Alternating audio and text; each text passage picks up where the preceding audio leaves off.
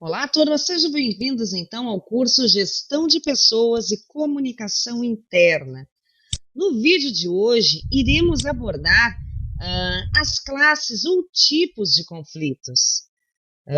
Então, segundo essa lógica, os conflitos eles podem se apresentar, né, tanto no social como individualmente, né? Sempre que existirem desacordos de caráter socioestrutural ou institucional, ou ainda sempre que surgirem antagonismos emocionais entre as partes envolvidas. Além disso, segundo o âmbito ou o nível em que se situam, estes podem adotar em caráter específico, influindo de maneira determinante nos resultados previstos. Então, podemos identificar, né, algumas formas, classes, enfim, tipos de conflitos, né? Então, a gente deve analisar no nível em que ele se produz, na forma como ele se apresenta e também no âmbito onde ele ocorre. Então, vamos conhecer cada um desses.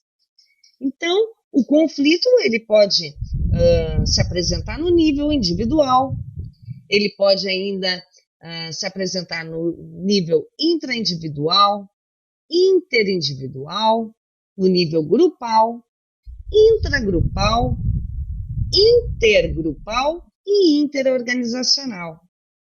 Vamos conhecer a forma, né, as principais formas como ele se apresenta. Então, o conflito ele pode ser latente, que significa, né, que ele não se declarou e encontra-se ainda oculto pelas partes envolvidas. Mas, nessa fase, já começam a ser notadas algumas configurações onde se verifica, entre outros, um aumento do número e magnitude dos temas objetivos de disputa ou uma diminuição de confiança mútua, enfim, ou até mesmo objetivos, né, que se perseguem. O conflito também, ele pode se apresentar de forma manifesta, né, que diz respeito à existência, né, ou seja, um reconhecimento explícito por parte dos envolvidos na controvérsia de uma incompatibilidade quanto a valores, metas, meios, objetivos ou interesse que estão em jogo. O conflito também ele pode se apresentar como um falso conflito, que é aquele que não tem nenhuma base objetiva. Supõe sempre uma distorção da percepção ou uma má compreensão. Já quando o conflito ele se apresenta de forma contingente, fundamenta-se, né, em uma determinada estruturação dos elementos ou circunstâncias. Então, estas poderiam ser reorganizadas, desaparecendo o conflito, mas as partes em litígio não conhecem a alternativa. Já no conflito não atribuído, há um engano na identificação do opositor devido normalmente ao erro do verdadeiro tema objeto do conflito. No conflito que chamamos fora de lugar, os opositores discutem sobre um tema que é similar ao verdadeiro. E, por último, o conflito verídico, né, que é aquele conflito que existe objetivamente, né, e ele é percebido com precisão.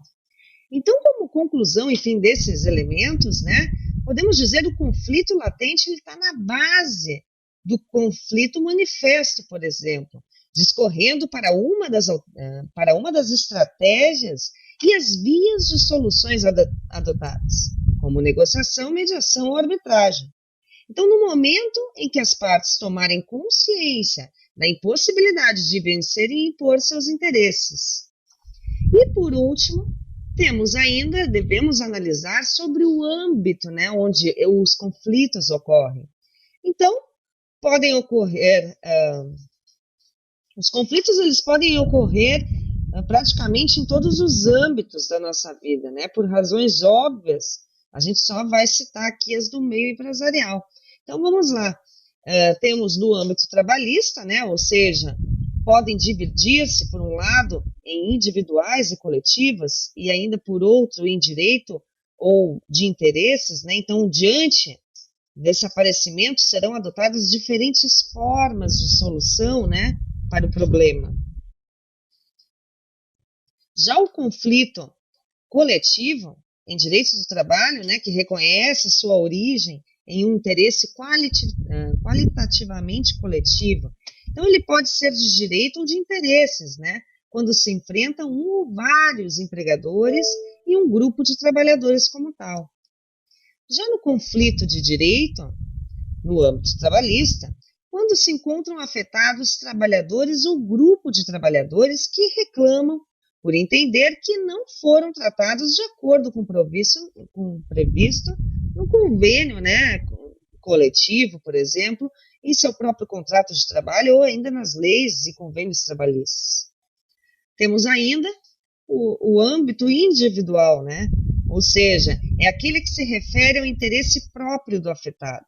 Pode ser plurindividual, né, quando afeta mais de uma pessoa, ou quando ainda suas consequências repercutem em muitos indivíduos. Então, para finalizar essa etapa, é conveniente enfatizar que, dada a variedade de situações nas quais o conflito se expressa e se desenvolve, considerando, enfim, a complexidade das mesmas, a análise do conflito e sua resolução deverão realizar-se sobre um marco global e integrador, capaz de articular, compreender as múltiplas percepções ou ainda cognições que estão envolvidas nesse processo de interação social, que ocorre nos mais diversos meios onde os indivíduos se movem e atuam.